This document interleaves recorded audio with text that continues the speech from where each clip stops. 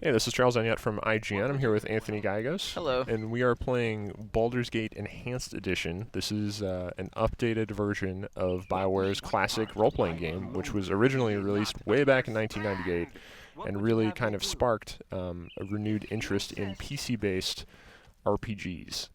And of course led to the sequel, Baldur's Gate 2, which is one of my favorite games. But Baldur's Gate, I mean, did a lot of really cool things. It's a Dungeons and Dragons based role-playing game system, so that is what underlies all of the combat, and it is a pause and play style of combat system. So, I mean, as you can see, the game will progress in real time, but at any time you can hit the pause button with spacebar and then issue individual orders.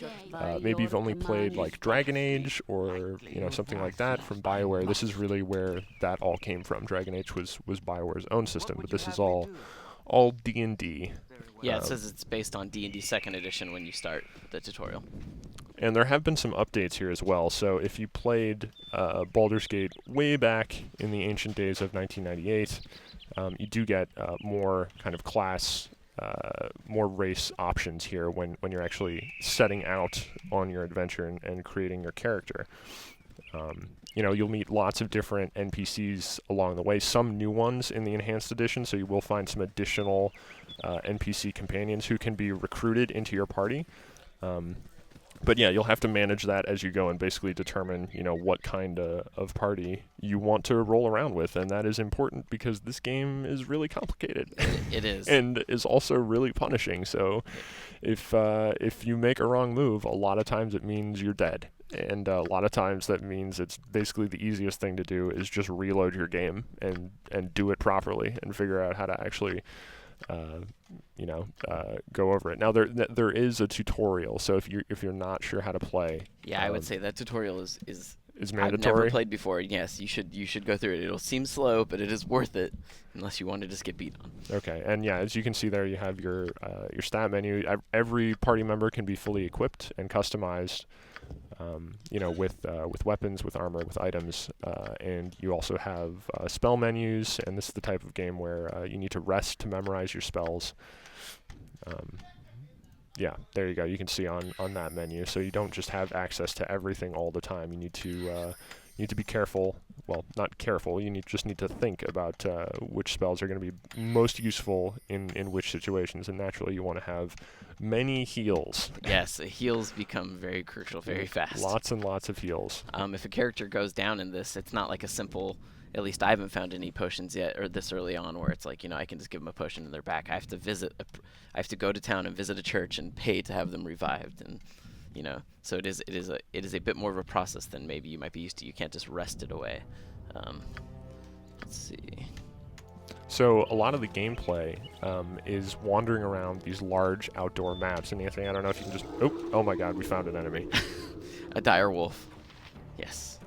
Okay. So here we have the gameplay paused, and what Anthony can do is basically tell all of his party members individually. He could tell them to move to different parts. Usually it's a good idea to put your heavily armored guys up front so that, obviously they can take the damage, move back your spellcasters, or cast whichever defensive spells or anything like that you happen to have in your inventory. Yep, let's do that. I haven't memorized it yet because I got into a fight before I memorized, Charles. No. It's alright, we're going to magic missile him. Okay.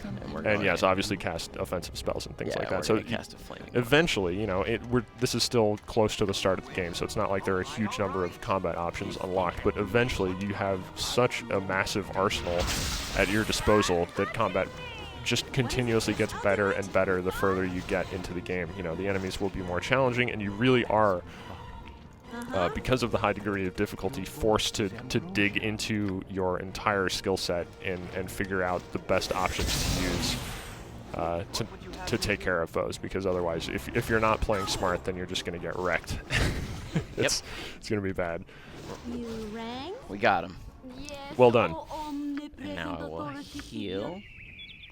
You could also rest, although you run the risk in the wilderness of being attacked while resting.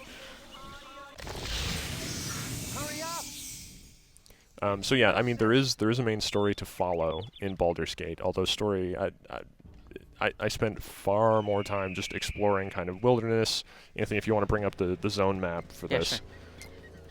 sure. So yeah, you kind of wander around here. You uncover the fog, and then you find enemies to fight to power up, items to get, and different NPCs and things who are around who can help power up your group, or just find interesting stuff out in the wilderness. Yeah, you'll find little points of interest. Like I found a raided caravan here, which is what this point you see marked down here, and then that's only one area of a larger world map. So you can jump from basically zone to zone. I believe you can go further north there on that map too, but yeah, I just haven't unveiled much of it yet. So it's a very open game in that respect. It basically, just kind of whatever. Obviously, it's like if there's hugely powerful enemies, you're gonna have to try and get some better stuff before you take them down. But progress is largely up to you. It gives you a lot of freedom about where to explore and what to dig into. Which is really cool. That's not something you see very often in games nowadays. It's something that... Oh God, what does this kid want? He's scared. Relax, kid. I don't want to hurt you. I like that there are these options too. Like even though this game is as old as it is, this is where you do get to see that you get to kind of play your main character how you want to. Let's see. I'm gonna be a jerk. See ya, kid. Told him to get out of there. Yeah. All right. Well, that kid's gone. Good luck in the wilderness, He'll kids. just get horribly murdered by a dire wolf when he walks out of there. So there are some improvements to, you'll see more new kind of animated cinematics in the game. Yeah, we can show a quick one of those if I just rest. Okay.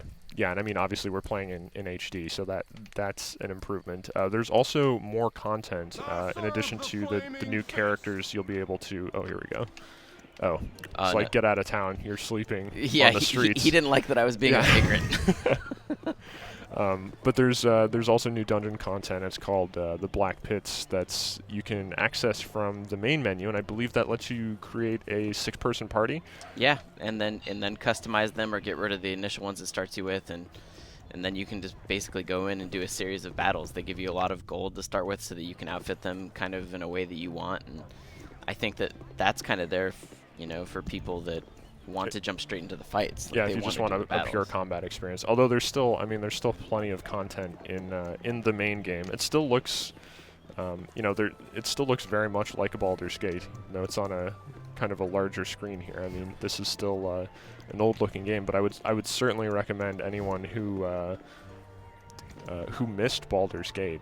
I think it's absolutely still worth going back and playing, even though it is going to be rough and it's not the most convenient / forgiving game in the world to play.